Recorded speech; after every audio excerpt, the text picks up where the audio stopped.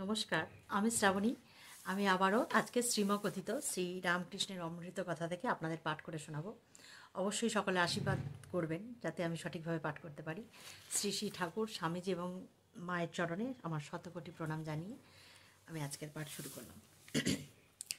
আজকের পাঠ হচ্ছে ব্রাহ্মদিগের প্রতি কর্মযোগ সম্বন্ধে উপদেশ। মানে ব্রাহ্ম সমাজে যে থাকতেন আর কি, কেশব সেন এরকম কিছু মানুষ আছেন যারা ব্রাহ্ম সমাজের সাথে যুক্ত ছিলেন, তাদেরকে কর্মযোগ সম্বন্ধে যে উপদেশ দিয়েছিলেন ঠাকুর, সেটা নিয়ে আজকের কথা।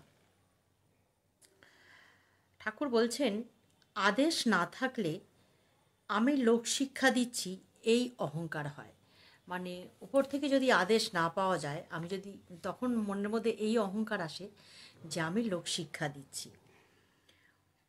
অহংকার হয় অজ্ঞানে, মানে যারা অজ্ঞান তারাই একমাত্র অহংকার করে। অজ্ঞানে বোধ হয় আমিই কর্তা।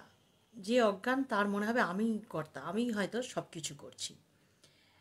ঈশ্বর কর্তা, ঈশ্বরই সব করছেন, আমি কিছু করছি না, এ বোধ হলে তো সে জীব মুক্ত। যখন জীবের এই বোধ হয় যে ঈশ্বরই কর্তা, ঈশ্বরই সব কিছু করছেন, তখন কিন্তু জীব মুক্ত হয়ে যায়। আমি কর্তা এই বোধ থেকেই যত দুঃখ আর অশান্তির কারণ। মানে যতক্ষণ এই আমি ভাবটা থাকবে না, ততক্ষণই কিন্তু এই অশান্তির কারণ হয়। ঠাকুর শ্রী রামকৃষ্ণ বলছেন,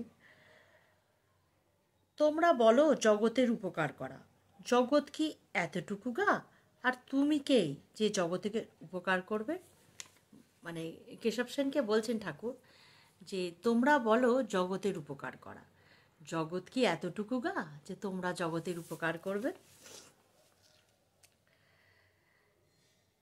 তাকে সাধনের দ্বারা সাক্ষাৎকার করো, তাকে লাভ করো। তিনি শক্তি দিলে তবে সকলের হিত করতে পারো, নচেত নয়। তিনি যদি তোমায় শক্তি দেন, আগে বলছে তাকে সাধন করো, তাকে ডাকো। তিনি যদি তোমায় শক্তি দেন তাহলেই তুমি সকলের হিত, মানে সকলের মঙ্গল করতে পারবে। তাকেই ডাকো, নচেত নয়। একজন ভক্ত বললেন, যতদিন না লাভ হয় ততদিন কি সব কর্ম ত্যাগ করব? মানে একজন ভক্ত প্রশ্ন করছেন যে যতদিন না ঈশ্বর লাভ হয় ততদিন কি তাহলে সব কর্ম ত্যাগ করব? তখন ঠাকুর বলছেন, না না, কর্ম ত্যাগ করবে কেন? ঈশ্বরের চিন্তা, তার নাম গুণগান, নিত্যকর্ম এসবই করতে হবে। বলছে কর্মত্যাগ করার দরকার নেই, মানে নিজের কর্মর সাথে সাথে ঈশ্বরের নাম গুণগান, তার কর্ম, নিত্যকর্ম এসবই করতে হবে। ব্রাহ্মভক্ত বললেন, সংসারের কর্ম, বিষয় কর্ম? শ্রীরামকৃষ্ণ বললেন, হ্যাঁ, তাও করবে। সংসার যাত্রার জন্য যেটুকু দরকার, কিন্তু কেঁদে কেঁদে নির্জনে তার কাছে প্রার্থনা করতে হবে, যাতে ওই কর্মগুলি নিষ্কামভাবে করা যায়। ঈশ্বর বলছেন যে ঈশ্বরের কাছে কেঁদে কেঁদে নির্জনে প্রার্থনা করতে হবে যে আমরা যে সমস্ত সংসারের কাজকর্ম করব সেগুলো যেন আমরা নিষ্কামভাবে করতে পারি, মানে তার থেকে যেন আমাদের কোনো ফলের আশা না থাকে। আর বলবে, হে ঈশ্বর, আমার বিষয়কর্ম কমিয়ে দাও, কেননা ঠাকুর দেখছি যে বেশি কর্ম জোটালে তোমায় কিন্তু ভুলে যাই। বলছে ঈশ্বরকে এটা জানাতে যে বেশি যদি কর্ম দাও তাহলে সেই কর্ম করতে করতে তোমাকে কিন্তু ভুলে যাব, তাই কর্ম একটু কমিয়ে দাও। মনে করছি নিষ্কাম কর্ম করছি, কিন্তু সকাম হয়ে পড়ে। হয়তো দান সদাব্রত বেশি করতে গিয়ে লোকমান্য হয়ে পড়ে। বলছে যদি দান করতে গিয়ে, মানে বেশি যখনই দান করি তখন মানে লোকে কি লোকমান্য হয়ে পড়ে আর কি। যেমন সৌম্য মল্লিক বলছেন হাসপাতাল, ডাক্তারখানা, স্কুল, রাস্তা, পুষ্করিণীর কথা, মানে এগুলো লোকের জন্য করবেন, লোকহিতে করবেন। আমি বললাম সম্মুখে যেটা পড়লো না করলে নয়, সেটাই নিষ্কাম হয়ে করতে হবে। মানে সামনে যেটা এসে গেছে যে এটা না করলেই নয়, এটাই বেশি দরকার, তো সেই কর্মটা করো, কিন্তু নিষ্কাম হয়ে। তার উপর কোনো আশা রেখো না। ইচ্ছা করে বেশি কাজে জড়ানো ভালো নয়, ঈশ্বরকে ভুলে যেতে হয়। মানে বেশি কাজে জড়িয়ে পড়লে তাহলে কিন্তু ঈশ্বরকে ভুলে যেতে হয়। কালীঘাটে দানই করতে লাগলে কালী দর্শন আর হলো না। বলছে কালীঘাটে গিয়ে যদি দানই করতে থাকো তাহলে কালী দর্শন আর হলো না।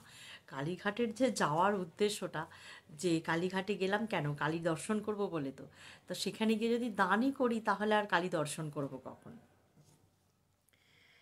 আগে কালী দর্শন করো, জোশ ও ধাক্কাধুক্কি খেও, মানে যেভাবে সেভাবে পারো ধাক্কাধুক্কি খেও, আগে কালী দর্শন করো, তারপরে যত ইচ্ছা দান করো।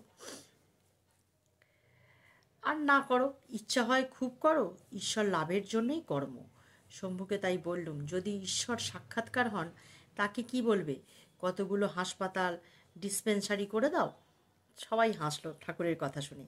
ভক্ত কখনো তা বলে না, বরং বলবে, ঠাকুর আমায় তোমার পাদপদ্মে স্থান দাও, নিজের সঙ্গে সর্বদা রাখো, পাদপদ্মে শ্রদ্ধা ভক্তি দাও। ঈশ্বরের কাছে গিয়ে এই কথা বলতে হবে যে তোমার পাদপদ্মে স্থান দাও। তুমি তো বলতে পারবে না যে ঠাকুর কতগুলো হাসপাতাল গড়ে দাও। কর্মযোগ বড় কঠিন। শাস্ত্রে যে কর্ম করতে বলেছে কলিকালে তা করা বড় কঠিন। অন্নগত প্রাণ, বেশি কর্ম চলে না। জ্বর হলে কবিরাজির চিকিৎসা করাতে গেলে এদিকে রোগীর হয়ে যায়, বেশি দেরি সয় না। এখন কলিযুগ, ভক্তিযোগ, ভগবানের নাম গুণ গান আর প্রার্থনা, ভক্তিযোগই যুগ ধর্ম। বলছে এখন কলি ধর্ম, ভক্তিযুগ, ভগবানের নাম গুণ করলেই হয় আর কি, নাম গুণগান করলেই হয়। ভক্তিযোগই যুগ ধর্ম। তোমাদেরও ভক্তিযোগ, তোমরা হরিনাম করো, মায়ের নাম গুণগান করো, তোমরা ধন্য, তোমাদের ভাবটি বেশ। বেদান্তবাদীদের মতো তোমাদের জগৎকে স্বপ্নবৎ বলো না। ওরূপ ব্রহ্মজ্ঞানী তোমরা নও, তোমরা ভক্ত, তোমরা ঈশ্বরকে ব্যক্তি বলো, এও বেশ। তোমরা ভক্ত, ব্যাকুল হয়ে ডাকলে তাকে অবশ্যই পাবে। খুব সুন্দর এটা, ভালো লাগলো পাঠ করে। তো সকলের নিশ্চয়ই ভালো লাগবে। সকলে যদি ভালো লাগে অবশ্যই একটু কমেন্ট করবেন, তাহলে আমার পাঠ করতে ভালো লাগবে। সকলে ভালো থাকুন, ঈশ্বরের কাছে এটাই প্রার্থনা করি। শান্তিতে থাকুন, ঈশ্বর চিন্তায় থাকুন। চললাম আজকে এ পর্যন্তই। সবাই সুস্থ থাকুন। আবার আসবো অন্য কোনো দিন অন্য কোনো আলোচনা বা পাঠ নিয়ে।